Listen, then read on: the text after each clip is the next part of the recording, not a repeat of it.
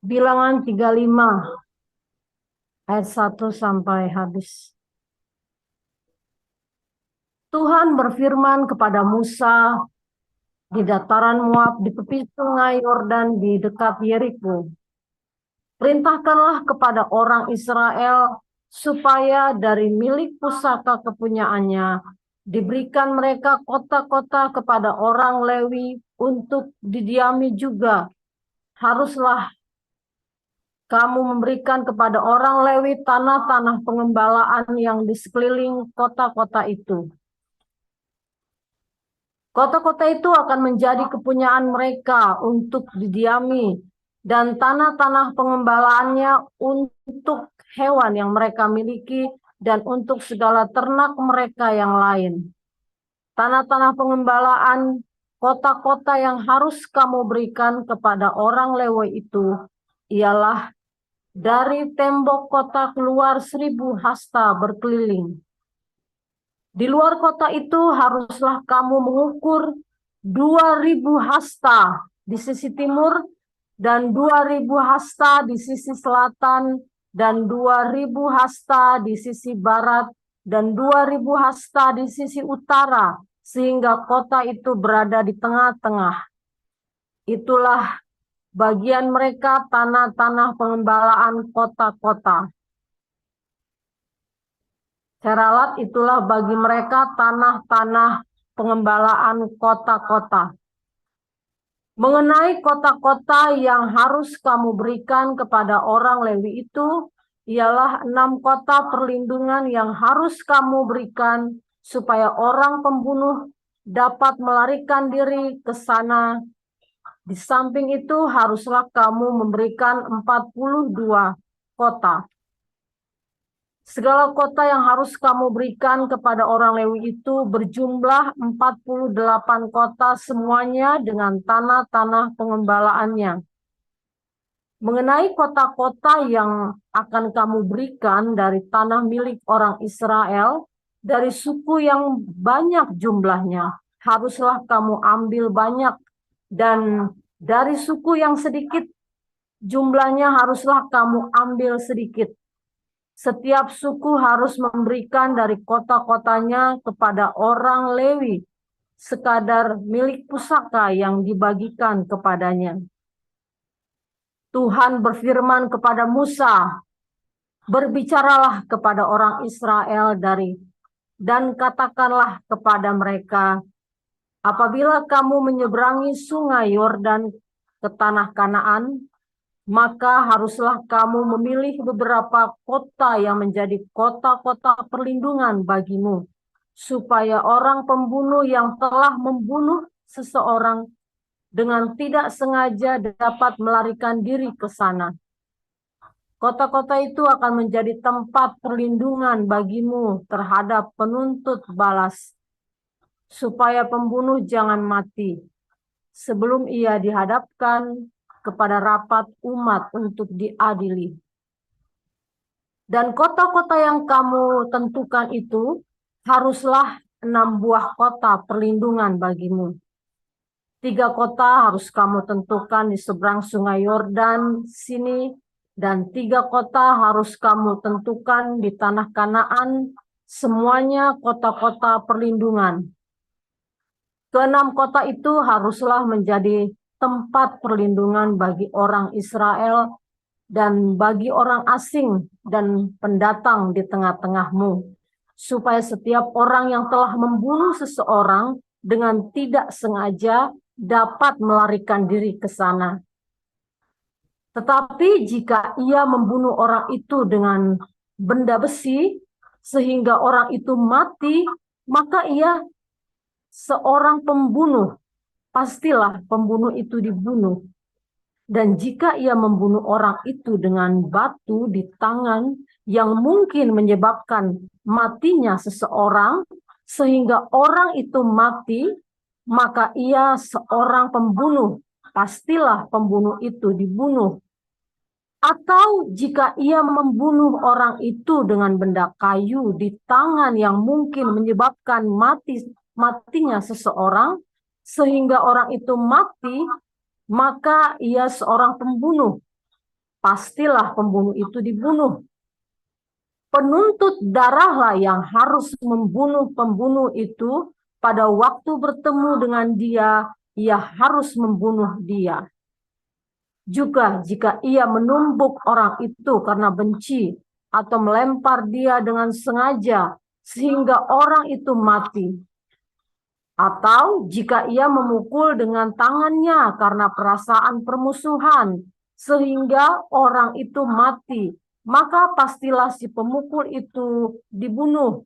Ia seorang pembunuh, penuntut darah, haruslah membunuh pembunuh itu dari, saya ulang, penuntut darah harus membunuh pembunuh itu pada waktu bertemu dengan dia.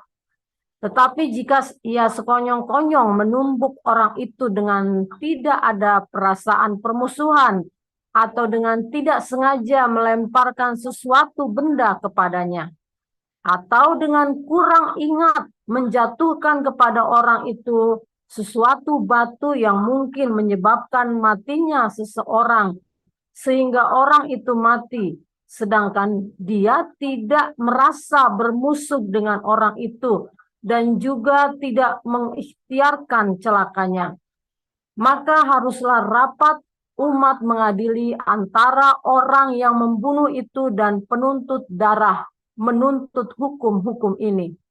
Dan haruslah rapat umum membebaskan pembunuh dari tangan penuntut darah, dan haruslah rapat umat mengembalikan dia ke kota perlindungan, ke tempat ia telah melarikan diri. Disitulah ia harus tinggal sampai matinya imam besar yang telah diurapi dengan minyak yang kudus.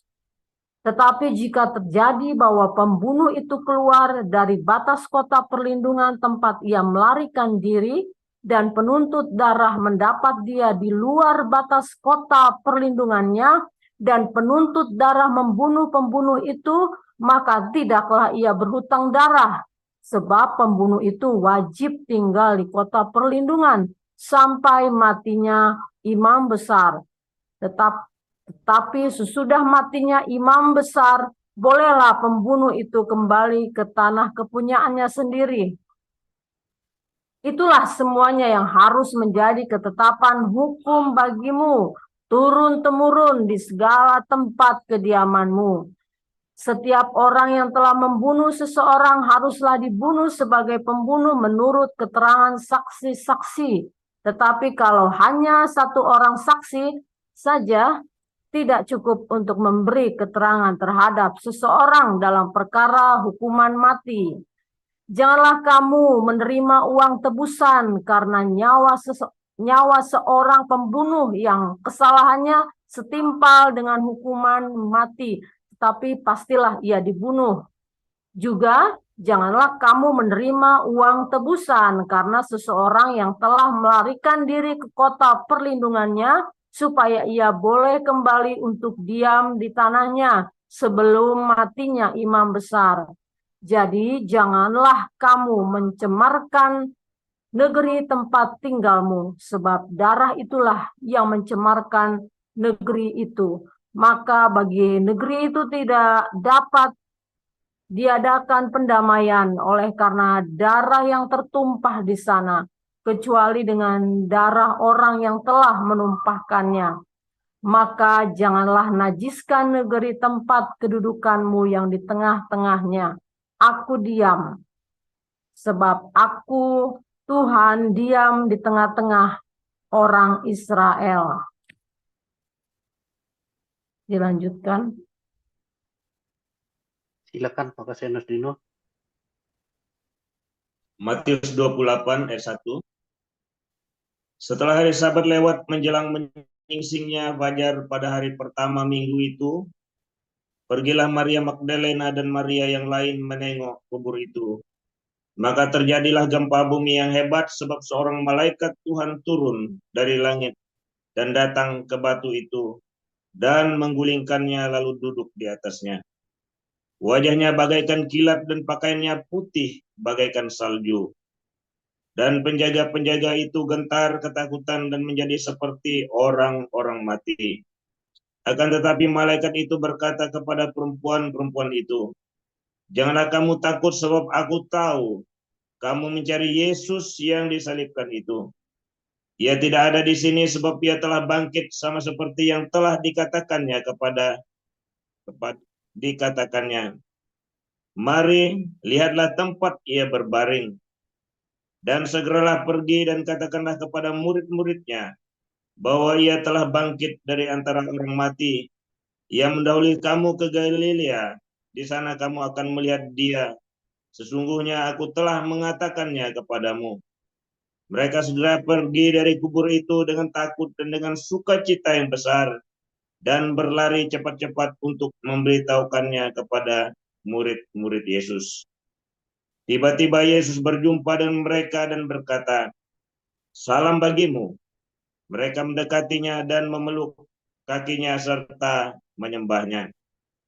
Maka kata Yesus kepada mereka, "Jangan takut, pergi dan katakanlah kepada saudara-saudaraku supaya mereka pergi ke Galilea, dan di sanalah mereka akan melihat aku." Ketika mereka di tengah jalan, datanglah beberapa orang dari penjaga itu ke kota dan memberitahukan segala yang terjadi itu kepada imam-imam kepala. Dan sesudah berunding dengan tua-tua, mereka mengambil keputusan lalu memberikan sejumlah besar uang kepada serdadu-serdadu itu dan berkata, "Kamu harus mengatakan bahwa murid-muridnya datang malam-malam dan mencurinya ketika kamu sedang tidur. Dan apabila hal ini kedengaran oleh wali negeri, kami akan berbicara dengan dia, sehingga kamu tidak beroleh kesulitan apa-apa." Mereka menerima uang itu dan berbuat seperti yang dipesankan kepada mereka. Dan cerita ini tersiar di antara orang Yahudi sampai sekarang ini. Dan ke-11 murid itu berangkat ke Galilea, ke bukit yang telah ditunjukkan Yesus kepada mereka.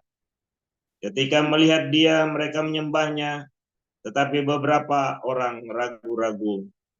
Yesus mendekati mereka dan berkata, "Kepadaku telah diberikan segala kuasa di sorga dan di bumi. Karena itu pergilah, jadikanlah semua bangsa muridku, dan baptislah mereka dalam nama Bapa dan Anak dan Roh Kudus. Dan ajarlah mereka melakukan segala sesuatu yang telah kuperintahkan kepadamu. Dan ketahuilah, aku menyertai kamu senantiasa sampai kepada akhir zaman." Sekian, Pak. Ya, amin untuk firman Tuhan. Terima kasih para lektor. Selanjutnya kita akan dengar renungan firman Tuhan hari ini dan tema diat uang suap. Silahkan Pastor Paul.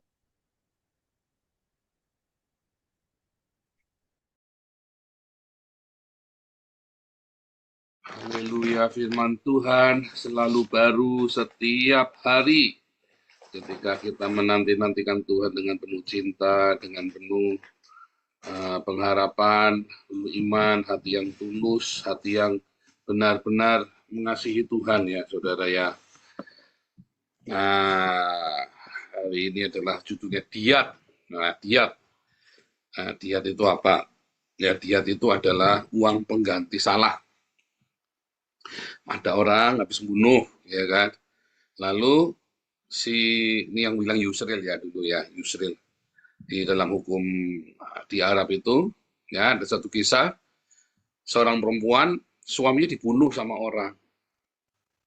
Ya, maka yang lelaki itu harusnya dibunuh. Tapi ternyata boleh bayar uang ya, nggak usah dibunuh. Kemudian kalau dibunuh nanti gimana? Saya nafkahi anak saya siapa? Ya sudah, dia biar jadi suami saya. Ini adalah sebuah hukum yang konyol ya saudara ya. Sekarang kalau misalnya orang itu sekongkol dengan perempuan ini untuk membunuh suaminya kan bisa. Kadang-kadang cerita itu memang nggak masuk akal ya. Tapi ini yang ngomong Profesor Yusril ya, seorang ahli hukum. Bahwa pernah kejadian di Arab begitu ya. Jadi orang yang bunuh itu akhirnya menjadi suami dari istri yang dibunuhnya. Ya, konyol sekali. Tapi itu ya itu memang bisa begitu. Tapi kalau tadi kita membaca di Alkitab bilangan 35, nggak bisa. Dan kamu tidak boleh terima uang. Sebab yang menerima keadilan itu bukan yang masih hidup, tapi yang mati itu loh, saudara. Ya, itulah keadilannya. Jadi kamu nggak bisa bayar. Dan kalau dia membunuhnya tidak sengaja, dia harus pergi ke kota perlindungan dan tidak boleh seorang pun menerima uang, ya, supaya si pembunuh ini yang bersalah ini kembali ke tempat asalnya sebelum imam besar itu mati. Kalau imam besar itu udah mati, boleh tanpa bayar pun orang ini udah otomatis. Nah, kalau imam besarnya umurnya sampai lama sekali, ya berarti dia umur di situ, dia nggak boleh pulang. Artinya terusir dari tanah leluhurnya dia, ya. Itu hukum ya, dan kamu tidak boleh, tidak ada uang pengganti. Dulu hari Minggu pernah saya ajarkan tentang bedanya hukum Hammurabi dengan Urnamu. Sorry ya, hari Minggu ya kalau nggak salah ya, bedanya Urnamu dengan Hammurabi. Hammurabi itu mata ganti mata, gigi ganti gigi, darah ganti darah. Tapi kalau Urnamu kamu boleh bayar ya untuk mengganti itu, menggantikan mata ganti mata itu. Nah itu yang dipakai oleh Islam, hukum diat itu ya. Nah dalam Kristen itu nggak boleh. Nah kalau kita membaca, ternyata tradisi menerima uang suap ini, diat itu uang suap sebenarnya ya.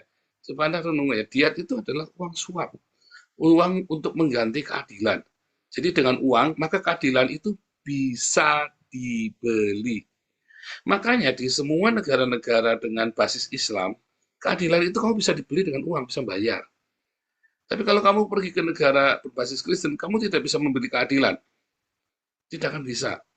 Karena bagi beberapa orang Islam bahwa keadilan itu ada nilainya, ada harganya, ya, ada rupiahnya, ada value-nya. Tetapi bagi ajaran Kristen dan ajaran Yahudi, keadilan itu adalah keadilan. Kamu tidak bisa menilai keadilan itu dengan uang ganti rugi itu nggak bisa. Kecuali yang dirusak adalah materi, maka diganti materi. Tapi kalau yang dirusak adalah nyawa atau sesuatu yang tidak dinilai dengan uang, maka kamu tidak bisa menggantinya dengan sesuatu yang nilainya bukan uang. Ya, ajaib ya. Itulah perbedaan hukum. Nah, itu bukan bahasan kita untuk pagi hari ini, tapi saya lagi cerita ya. Ternyata uang pengganti keadilan itu adalah suap. Misalnya Anda berhubungan ya dengan polisi, dilaporkan polisi dengan sebuah kasus, maka kamu bisa membayar kepada polisi itu sebagai uang mediasi. Dan itu bukan rahasia lagi di negara Islam dan di Indonesia itu bisa, saudara ya, bisa membayar seperti itu. Tetapi di dalam kekristenan enggak, itu namanya uang suap. Dan banyak hal lain ya, termasuk kebenaran. Dan beberapa buku ilmiah ya yang ditulis oleh orang-orang Islam ternyata itu hasil uang suap. Jadi si ilmuwan ini dibayar oleh Raja Saudi, itu pernah dibongkar sama Hasanuddin Abdurrahman itu ya, bahwa ternyata Profesor Maurits itu dibayar oleh Raja Salman untuk membuat sebuah buku sains di dalam Alkitab, di dalam Al-Quran. Wah, betapa hebatnya Al-Quran, dipuji-puji ada sainsnya ya. Ternyata si Profesor Maurits ini ya dia dibayar sama Raja Saudi untuk membuat buku itu, dan Profesor Maurits sendiri sampai hari ini bukan Islam. Dia tidak memeluk agama Islam. Ya, itu luar biasa ya, betapa berkuasanya uang itu ya. Betapa berkuasanya uang itu sehingga bisa membeli keadilan dan bisa menempatkan dirinya sebagai Tuhan. Menempatkan dirinya sebagai Tuhan yang akan memperbudak hidupmu. Jadi ketika kamu berpikir segala sesuatu dengan nilai uang, ya, maka kamu secara kamu tidak sadar ya, yang menjadi Tuhanmu itu adalah uang. Ya. Tuhanmu adalah uang. Kalau Anda berpikir untuk bisa sekolah kamu perlu uang, maka Tuhanmu itu uang. Kalau kamu berpikir untuk bisa sembuh itu kamu perlu uang, ya, buat ke dokter dan segala kamu bayar kan? Nah, berarti Tuhanmu itu uang. Kalau kamu berpikir supaya kamu dihargai oleh istrimu, oleh keluargamu, oleh sanak familimu, kalau kamu punya uang, maka Tuhanmu itu uang, saudara. Tanpa kamu sadari. Kalau kamu berpikir ya dengan uang, ya, kalau aku asal punya uang, pasti akan memecahkan masalah, apapun masalahmu. maka Tuhanmu itu sebenarnya uang. Dan tanpa sadar, kita orang Kristen begitu. Sampai suatu hari, saya juga terjebak, jadi bukan cuma Anda, saya juga sama ya. Kalaupun mungkin Anda enggak, ya bohong sebenarnya, kita semua pernah terjebak di sana. Enggak mungkin tidak, kita semua pernah. Ya, kita semua, karena itu lumrah. Itu hal yang lumrah, tetapi Tuhan Yesus sudah mengajarkan kepada kita. Kamu tidak bisa mengabdi kepada dua Tuhan, kepada Mamon dan kepada Allah, kepada Yesus Kristus kita yang jadi satu-satunya Tuhan kita. Jadi harusnya bagaimana dong? Ya, tadi kita baca di dalam Matius 28 bahwa prajurit-prajurit itu untuk mengatakan memutarbalikkan kebenaran dibayar dengan uang. Yudas untuk bisa menjual, mengkhianati Yesus dibayar dengan uang. Ada banyak sekali ya, Demas cinta dengan duniawi ini, dengan dunia, dengan materi, dengan uang. Ada banyak hamba-hamba Tuhan ya mengumpulkan donasi, kolektor ya, dari cium sepatu sampai macam-macam ya, sampai jam 2 siang ya, itu uang. Uang. Bicaranya uang. Bahkan ada YouTubers, banyak YouTubers ya, saya mau bikin panti asuhan, yuk kita kumpulin uang, katanya malah bikin kolam renang pribadi. Uang, semua uang. Dan itu menjadi, saya dikatain muka pantat gara-gara uang. Gara-gara uang, dikatain muka pantat saya. Gara-gara uang asal-usulnya. Uang. Ya, dan ada banyak hamba Tuhan, YouTubers, Kristen, apologet, TikTok, semua ya. Termasuk itu ada orang Islam yang namanya Rifa sama Nandar. Nantang-nantang saya debat yang ilmiah. Kalau namanya debat ilmiah itu kan kita harus memberikan data yang bagus, semua yang rapi. Kalau enggak kita kacau kan. Nah, ya di Zoom saja. Nggak maunya di TikTok. Karena di TikTok dapat gift, dapat saweran. Wah, banyak itu ya, mualaf itu jadi mualaf. 99,999% mualaf itu karena uang. Itu riset saya, tesis saya. Sungguh, saudara ya. Saya sudah melakukan tesis itu, sudah melakukan riset itu. Semua karena uang. Pasti dilatar belakangi dengan ekonomi dulu. Bahkan Yusuf Hamka, dilatar belakangnya ekonomi. Dia jadi Islam. Semua dengan jadi Islam dia dapat jalan, ya.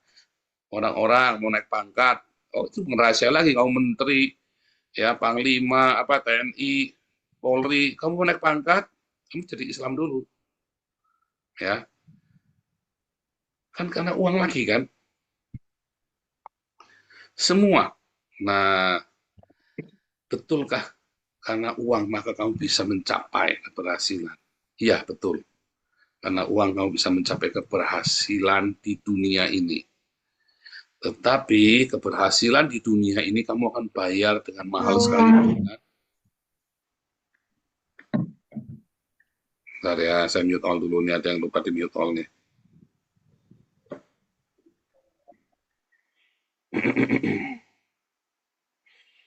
Sudah saya mute all ya.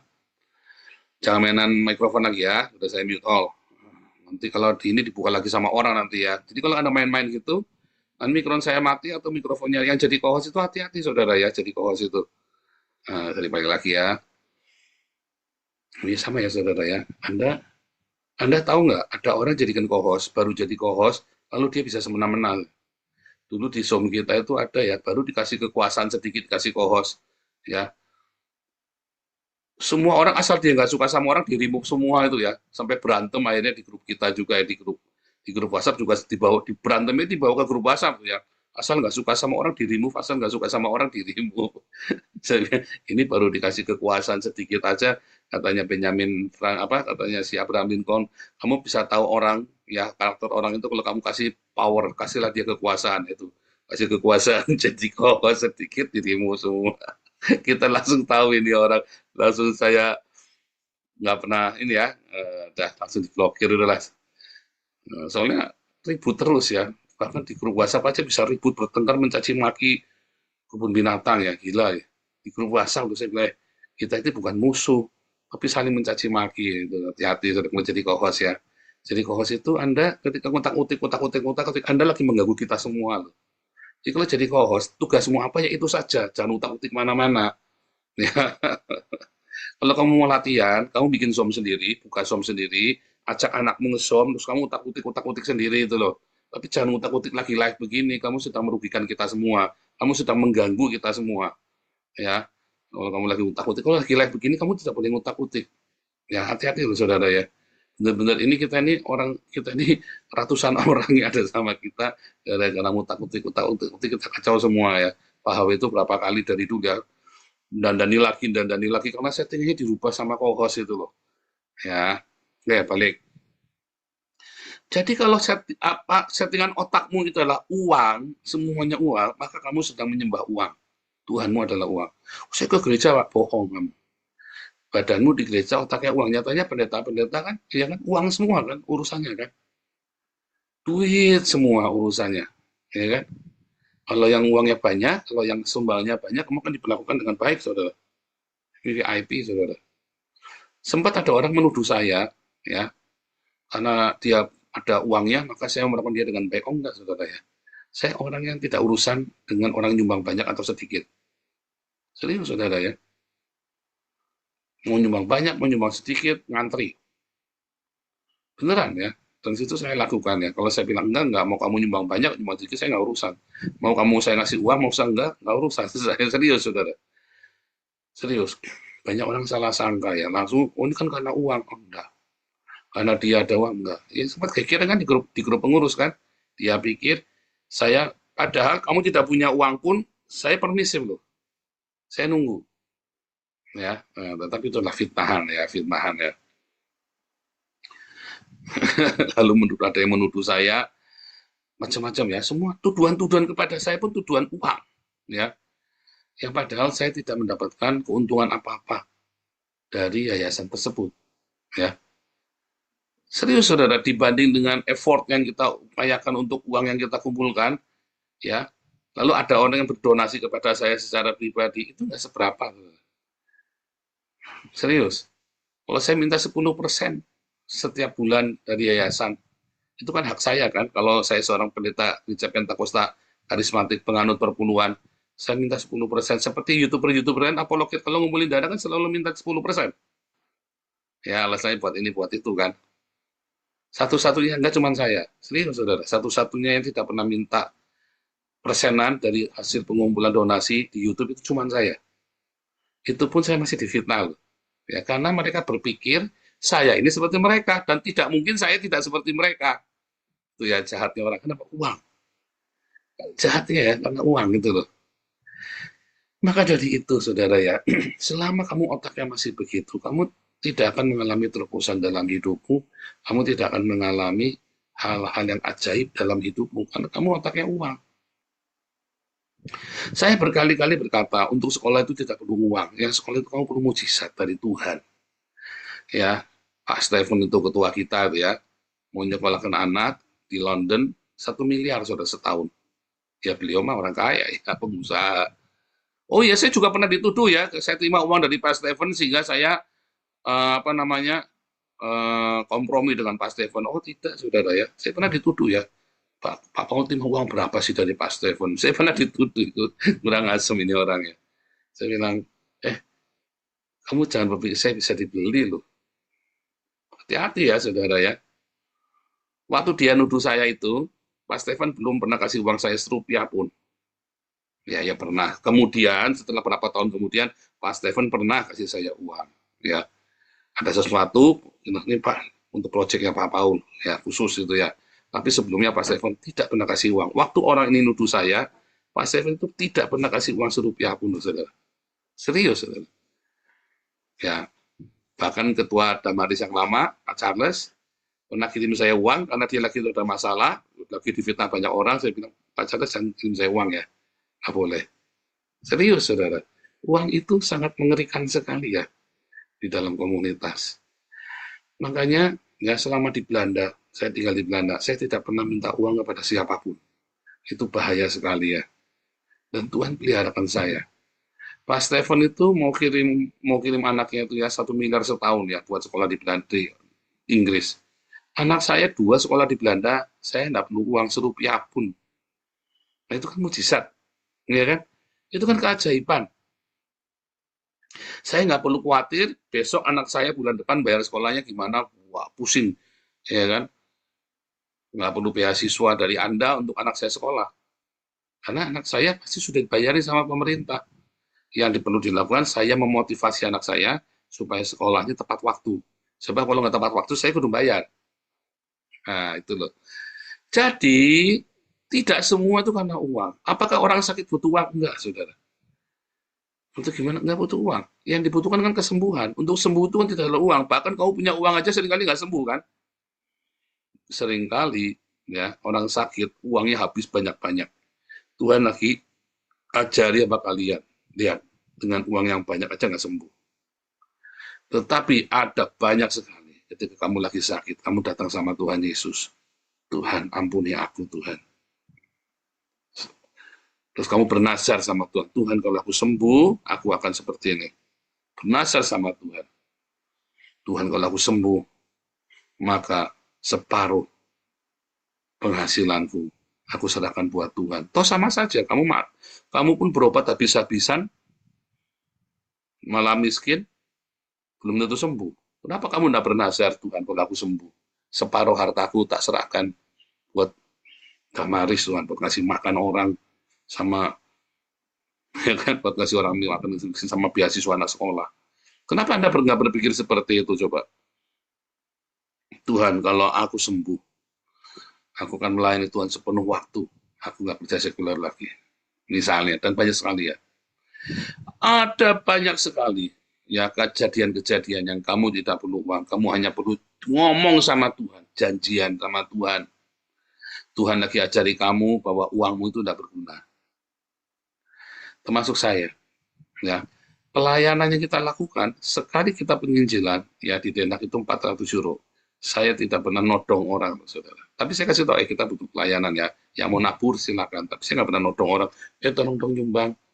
Wah, itu haram jadah ya. Apalagi itu kalau buat saya pribadi. Kita punya project ya. Kita bikin komunitas di Belanda. Saya sedang bikin komunitas. Itu butuh duit yang banyak. Tapi saya tidak pernah nodong satu-satu. Saya bilang, Tuhan yang sediakan. Dan Tuhan sediakan. Ya, Tuhan sediakan. Makanya saudara, apapun yang kamu pikirkan, jangan pernah mikir uang. Oh, ini dari mana alat musiknya? Saya nggak mikir uangnya dari mana. Kita bisa beli alat musik itu bukan uang donasi loh, saudara. Saya punya alat musik 2 set ya, lengkap ya. Mungkin ya di antara semua gereja orang Indonesia yang bikin gereja, alat musik yang paling bagus punya saya, saudara. Ya, yang ada di Eropa loh. Saya bilang ya ada di Eropa loh. Dari semua gereja Indonesia yang di Eropa, yang alat musik yang paling bagus cuma saya. Yang full tim yang paling bagus cuma saya. Apakah butuh uang? Enggak loh, saudara. Itu bukan uang donasi loh. Tiba-tiba Tuhan kirim saya uang. Pemerintah Belanda kasih uang. Ya. Bukan skit. Jadi Anda pikirnya jangan uangnya. Tuhan, ini kehendak Tuhan bukan. Waktu saya mau bikin gitu ya, kita ngerekam buat koinonia kita, Tuhan butuh alat musik bagus, ini kita capek nih ngerekam tiap malam 3 jam, 4 jam. Sekarang kita punya alat buat ngerekam gampang. Set, rekam sekali, edit, set. Jadi saudara, ya, asal yang penting kita punya waktu buat main musik saja, ya kan? Karena kan anak-anak semua sekolah, masih sambil kerja, saya juga, ya kan, sibuk sekali. Nah, tim kita selalu kumpul, nyanyi, set, jadi 1-2 lagu, diedit sebentar, ya besok sudah bisa kita upload. Dulu kita mau semalam suntuk itu saudara kalau merekam. Ya kan dulu nganggur juga ya. Itu ya waktunya Tuhan ya. Kita dulu nggak ada kegiatan. Selama nggak boleh kerja kan saya tinggal di camp asilum kan, di camp refugee kan. Ya Tuhan ngasih saya kegiatan ngerekam semalaman. Kalau ngerekam itu ya wah dari jam 7 malam sampai jam 4 pagi itu kita itu. Kadang-kadang sampai 3-4 hari juga ya.